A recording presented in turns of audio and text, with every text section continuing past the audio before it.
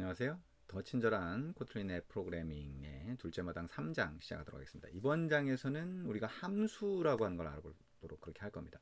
우리 기존에 자바라 다른 어떤 프로그래밍 언어를 해봤다라고 하면 앞장에서 해봤던 변수 또는 변수 상자 또는 지금 할 함수나 함수 상자는 아마 잘 알고 있을 거예요. 그러니까 이런 그 변수나 함수 그다음에 앞으로 나올 클래스나 인터페이스에 대해서 좀 잘 아시는 분들은 우리가 앱을 같이 만들어 보다 보니까 정리한다는 기분으로 앱을 만들면서 코드가 이렇게 되네, 자바를 해봤는데 이렇게 코드가 좀 변경이 되네, 이런 식으로 정리하면서 진행을 하시면 되고요. 프로그래밍 언어에 좀 익숙하지 않다라고 하면 기초적인 개념까지 좀 자세하게 설명하고 있으니까 되도록이면 그런 부분까지 하나씩 공부하면서 또 반복하면서 익숙해지도록 만들어 주시면 좋을 것 같습니다.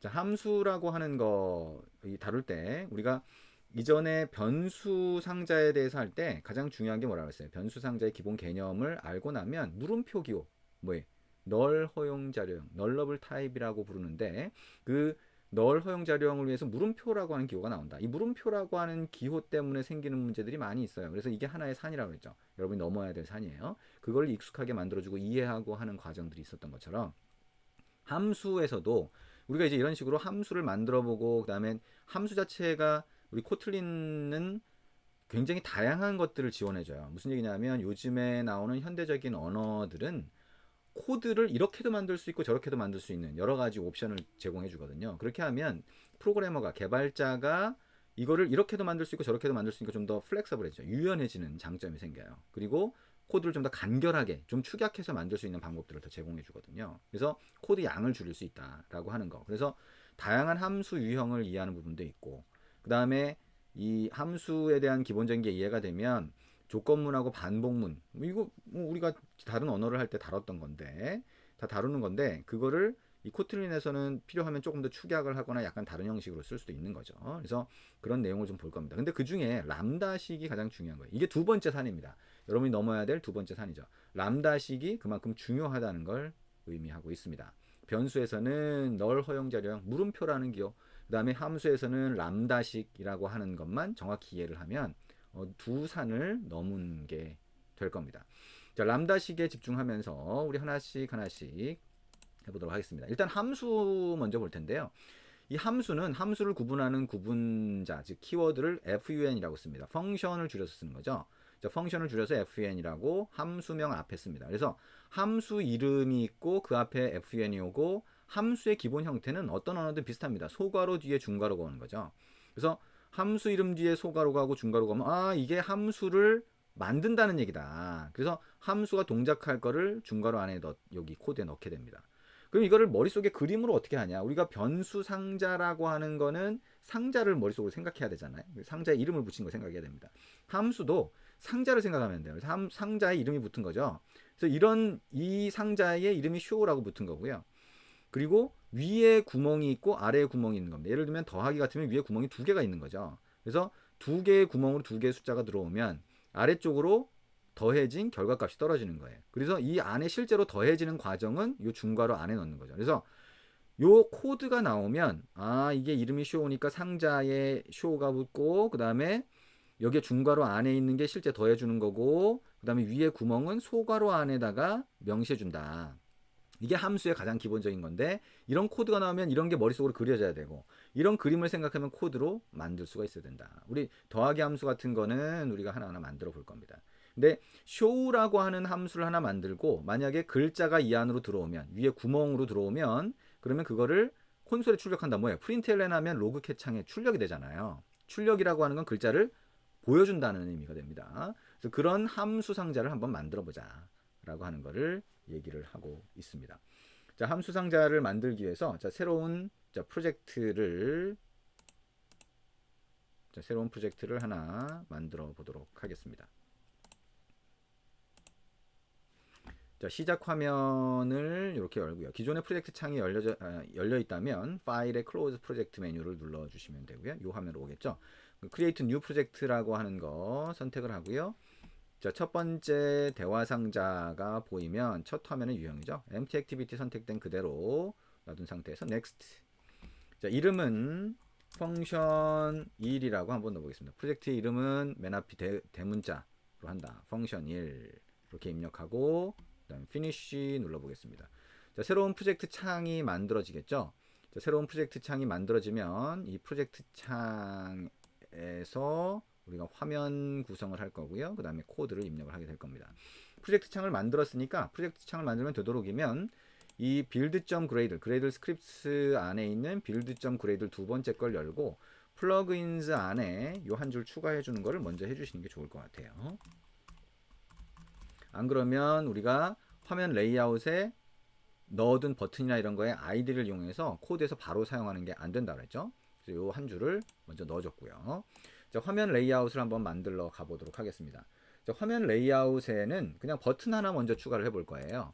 그래서 기존에 있는 텍스트 뷰 선택해서 딜리트 키 누르고 삭제, 여기에 버튼을 화면 가운데, 즉 세로 가이드선이 보인 상태에서 갖다 넣으면 가운데, 가로 방향의 가운데 위치하게 되겠죠. 위쪽 연결점을 위쪽 벽면으로 붙인 다음에 아래쪽으로 좀 끌어다 놓습니다.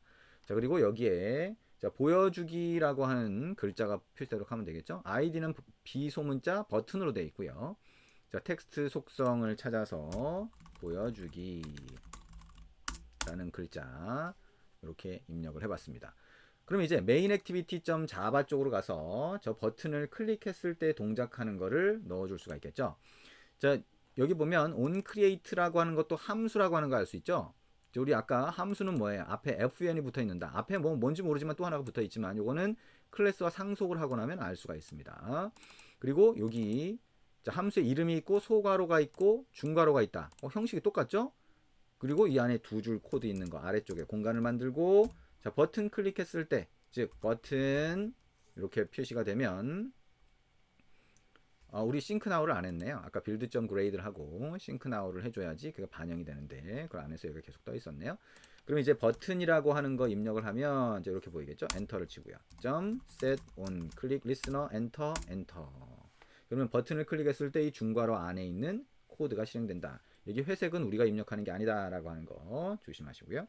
그러면 여기서 println 버튼 눌렀을 때 콘솔 창에 뭔가 출력해주고 싶으면 println이라고 해서 버튼이 눌렸어요 라고 하면 이게 콘솔 창에 출력이 되겠죠. 근데 이거를 이렇게 코드 안에 그러니까 중괄호 안에 코드를 바로 넣어주는 방식이 아니라 이 여기다가 공간을 만들고요. 그러니까 즉 클래스라고 하는 거의 중괄호 안에는 여러 개의 함수 상자가 들어갈 수 있어요.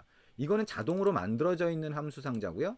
똑같은 수준에서 다시 말하면 들여쓰기가 똑같이 된 상태에서 여기다가 함수를 추가할 수 있는 거죠. 함수는 fun으로 시작한다. 이름은 show라고 한다. 그럼 소괄호가 붙고 중괄호가 붙고 엔터 하면 이게 함수의 기본 형식이 되는 거죠. 그리고 아까 봤던 것처럼 함수 상자의 위쪽 구멍을 하나 만들고 싶으면 소괄호 안에다가 그 구멍에 이름을 붙여주면 돼요. 구멍이 하나죠. 그 구멍에다가 메시지라는 이름을 붙여주겠다. 이 이름은 뭐든 상관은 없어요. 메시지라는 이름을 붙여주고 그 메시지라는 구멍에 들어올 수 있는 변수 상자의 크기를 결정해줘요. 변수 상자의 크기가 자료형이잖아요. 그래서 글자가 들어올 수 있는 자료형이니까 자, 스트링이라고 하면 되죠. 그럼 글자가 이쪽으로 들어올 수 있다는 거예요.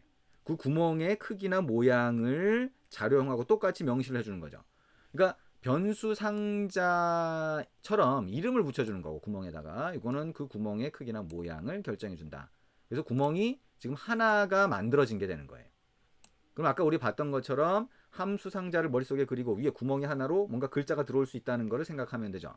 그러면 이 글자가 들어오는 구멍에 이름을 붙였으니까 그 이름으로 여기서 이제 그 구멍으로 들어온 값을 받아서 처리할 수가 있어요. 그럼 이 함수 상자가 실행됐을 때가 여기니까 아까 println이라고 했던 거를 자, 선택하고 컨트롤 C 여기다가 컨트롤 V 하면 이쪽으로 옮기는 거예요. 그리고 버튼이 눌렸어요 라고 하고 땡땡 한 다음에 이 위쪽 구멍으로 전달된 거를 같이 한번 출력해 보겠다라고 하면 달러 표시하고 메시지 이렇게 할 수 있는 거죠. 중괄호 같이 넣어도 되고요. 그리고 여기서는 println을 바로 하는 게 아니라 이 함수 상자를 실행할 수 있어요. 자, 함수 상자를 실행할 때는 이건 함수 상자를 만드는 거고요. 함수 상자를 실행한다라고 하는 거는 함수 상자 이름, 자, show. 변수 상자를 만들고 나서 변수 상자를 사용할 때 그때 변수 상자 이름을 썼잖아요. 함수 상자도 마찬가지예요. 그래서 show라고 하고 소괄호, 중괄호까지 붙이면 함수 상자를 만드는 거고요. 소괄호만 붙이면 함수 상자를 실행하는 겁니다. 그리고 소괄호 안에다가 그쪽으로 전달할 값을 넣어주면 됩니다. 여기다가 안녕 이렇게 넣어줄 수가 있는 거죠. 그러면 이거를 한번 실행해 볼까요? 자, 이렇게 실행을 해서 자, 로그캣 열어보면 자, println이라고 하는 게 로그캣으로 메시지를 출력하는 거잖아요. 메시지를 보여주는 겁니다. 그래서 이렇게 해놓고 기존 거는 휴지통 눌러서 삭제를 하고요. 보여주기 버튼을 누르면 이렇게 자, 버튼이 눌렸어요. 안녕이라고 하는 글자가 출력된 걸 볼 수가 있습니다. 표시가 됐죠. 그죠? 자, 이렇게 만드는 게 함수를 정의한다 또는 함수를 선언한다 또는 함수를 만든다 라고 하는 형식입니다. fun 함수 이름 소괄호 중괄호 그 중괄호 안에 코드. 그리고 함수를 이 만들어진 함수를 실행할 때는 이렇게 함수 이름 소괄호 그 다음에 구멍에 해당하는 값을 넣어주게 되는 거죠.